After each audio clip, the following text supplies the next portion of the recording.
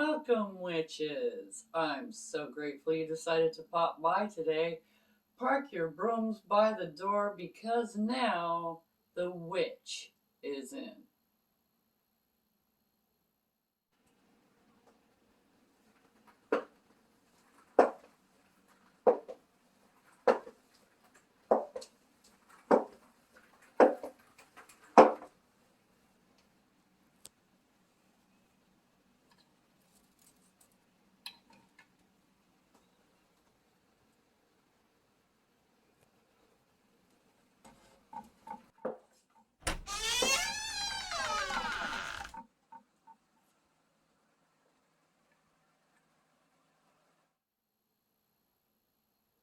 Blessed be.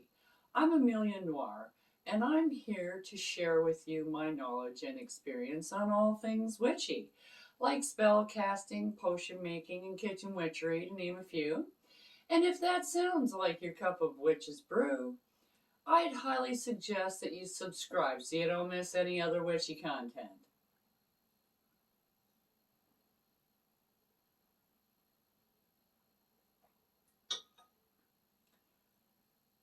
Today on The Witch's Inn, we're going to talk about your health. Your health, mental well-being, and spiritual wellness have everything to do with how your spell is going to turn out. A lot of witches are sitting there going, oh, it doesn't matter, it's your intent. And yeah, but if you've just had a really bad day at work, and you come home and you're going to go, oh, I'm going to go do a healing spell for so-and-so, and your intent is to heal, but the rage and the anger that you still feel is still in there. You have to get rid of that, eliminate it first. You can't go in and go, oh yeah, I had a really bad day, this happened, that happened, something else happened, heal this person. Now, that's what I want. It's not going to work that way. You need to be in the right mindset to be able to do a spell properly. With all of the mixed emotions and everything, it's going to be going everywhere because you cannot focus when you're in that state of mind. You also can't focus when you're high as a kite or drunk. Those things don't mix with witchcraft because you cannot concentrate. The whole purpose of doing a spell is you need to be able to concentrate and focus. Anything that takes that stuff away is not conducive to a spell that is going to be successful. Now, that is your mental well-being. If you have things like anxiety, depression, bipolar, schizophrenia, other mental PTSD even, things like that, people have triggers. And so you need to know what those triggers are and stay away from them. But you also have medication that you're taking. So you need to be taking your medication every day, regularly, the way that it is prescribed to you, so that you can stay mentally fit, so that you can focus, not just to do spells, but to function in everyday life. You still have to go to work, you have to make money, you have to pay your bills, you got to do your grocery shopping, all of that day-to-day stuff, all the mundane things that you do on a daily basis.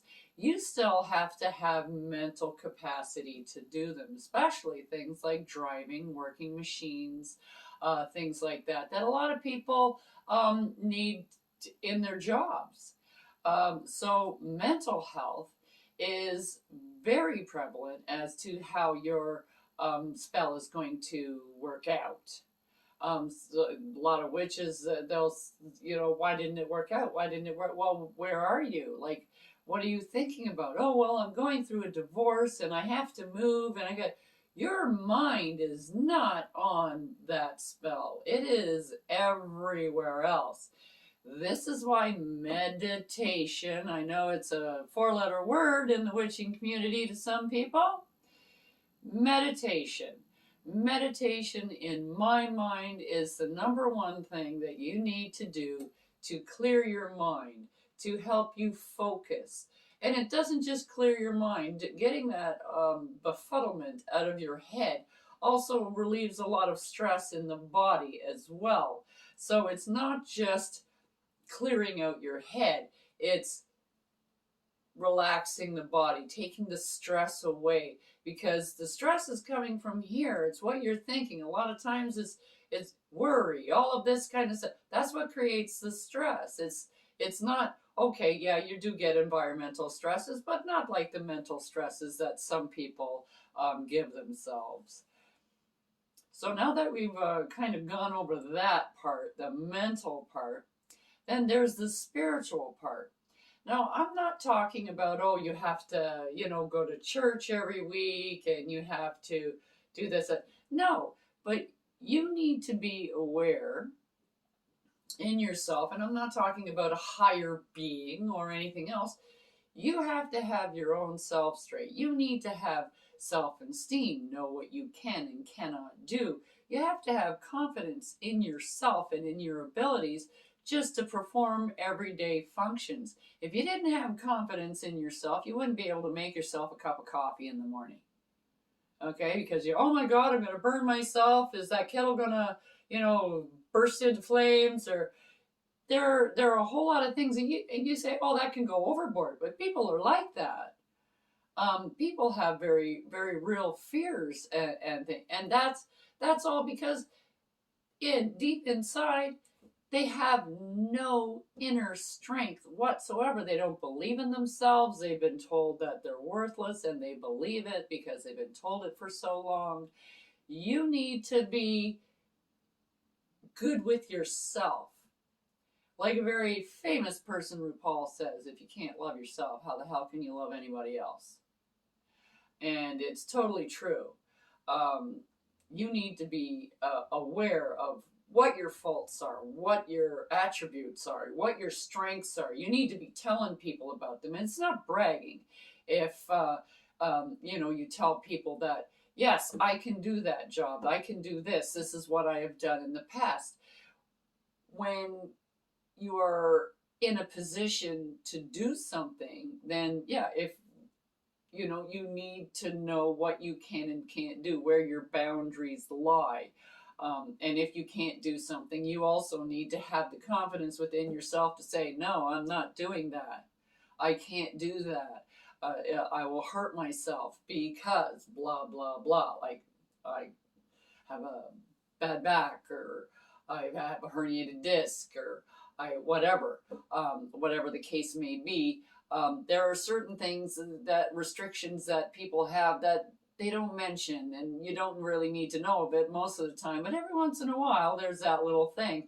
You need to have the faith in yourself before you can have faith in anything else. You need to believe in yourself. So that's where you need to get meditation, also helps with that. However, there are a lot of self-help books. There's dozens and dozens of things online, and on Facebook groups and things like that. Loneliness is very prevalent in these COVID days. So, a lot of people get down and they get depressed, and it's all like, I don't know if I'm even worth the trouble or whatever. They get very down on themselves, which is anxiety and depression and things like that. But you need to have confidence in yourself. You need that spiritual awareness that you know who you are and you know where you come from, and before you can reach out and do something with some other energy. You need to have control of yourself first.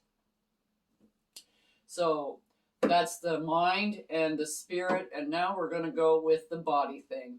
Now, the body thing is the most complicated, I think. A lot of people go, oh, no, it's mental. No, it's the body.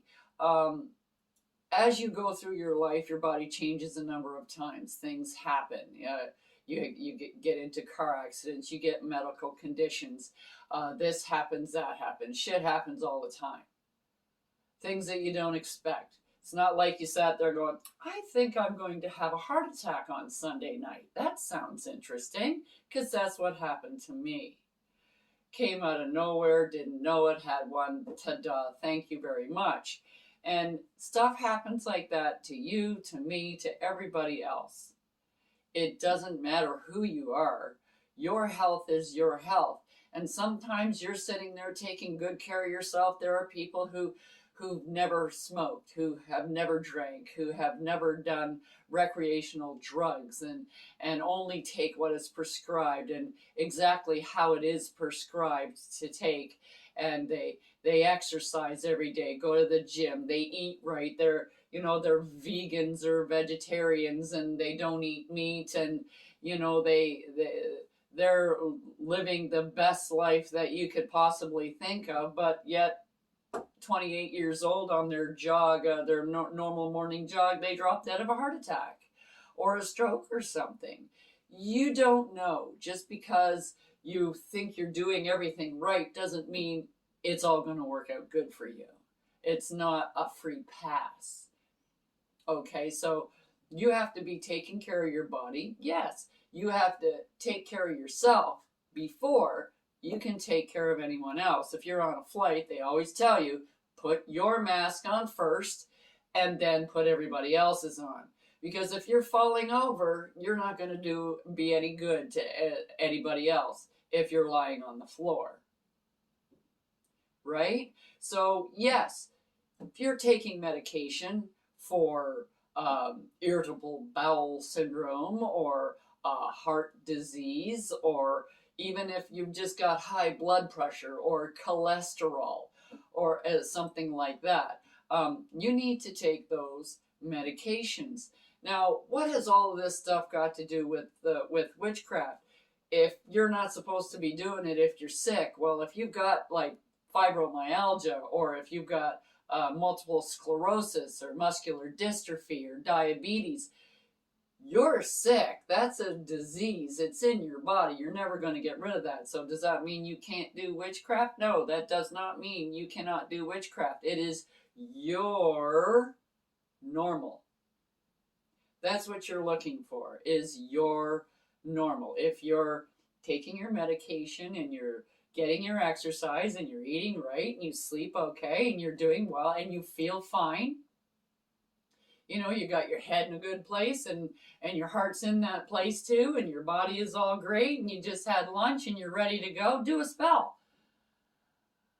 Do 2 spells, do 10 spells. Do whatever you like, but you have to keep in mind that your well-being has a lot to do with the success of your spell. And if you've got a massive head cold and you're sneezing and coughing and you're congested and just feel like crap, and you want to do a healing spell on yourself, more power to you. Go ahead and try. But you'd be better off to get somebody else to do it for you or with you. If you have other people, that get them to come over, have tea, do a little bit of a healing circle for you to make you feel better. And even if you're having a bad time, like a certain disease, like irritable bowel syndrome or Crohn's disease or fibromyalgia, they all have good days and bad days, good days and bad days. If you're having a particularly bad day, get somebody to come over and just do a little sweep for you. It's very simple. It's not hard.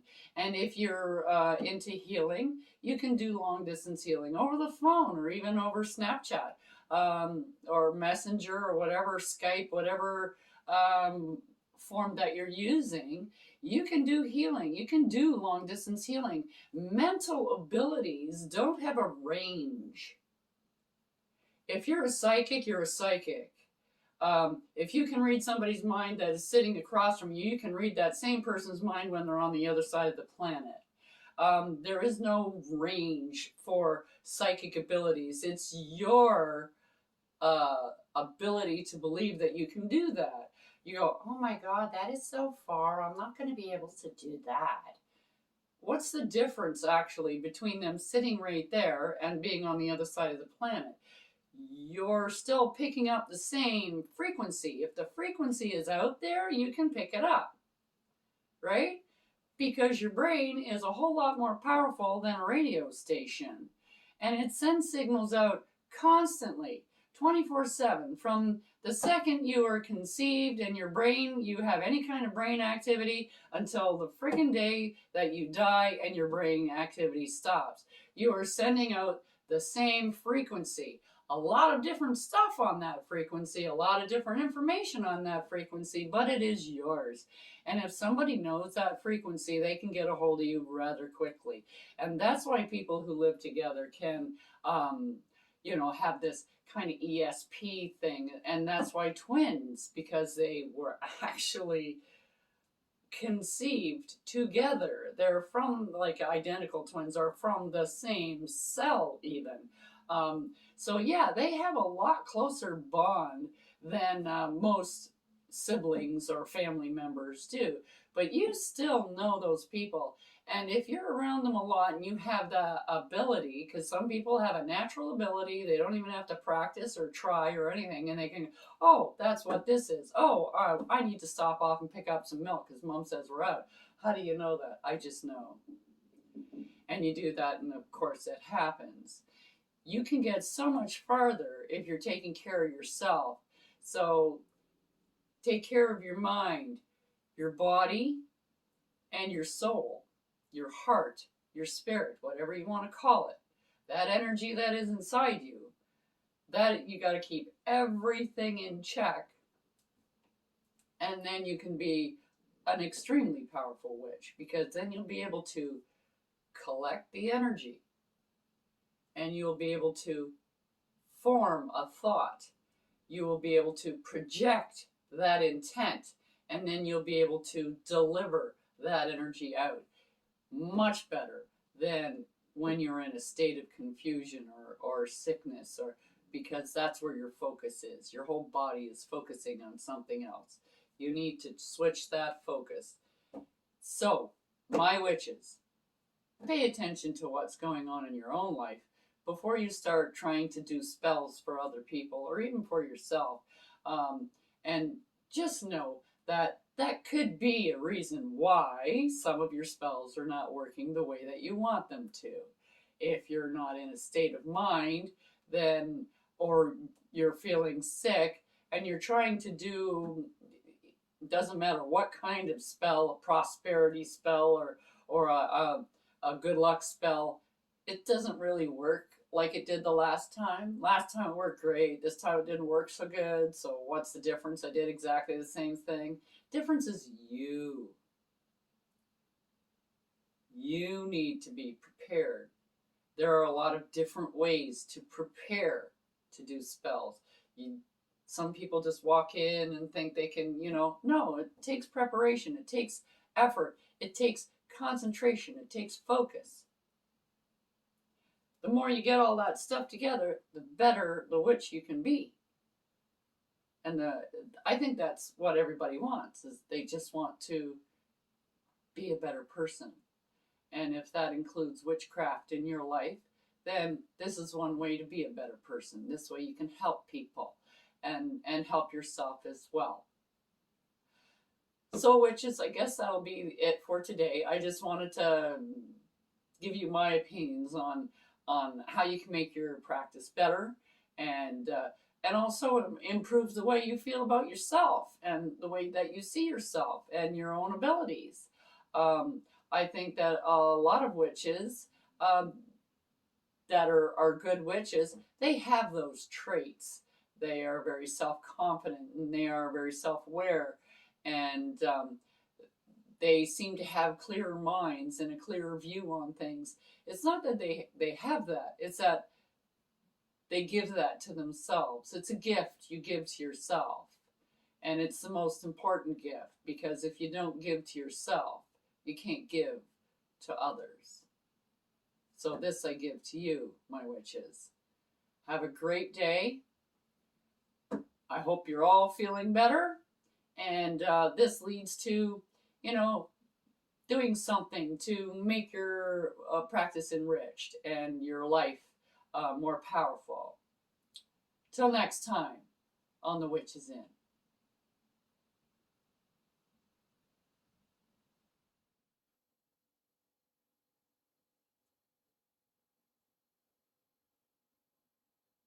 Don't forget to like, subscribe, and hit that notification button so you don't miss what I have brewing for you here on The Witch is In.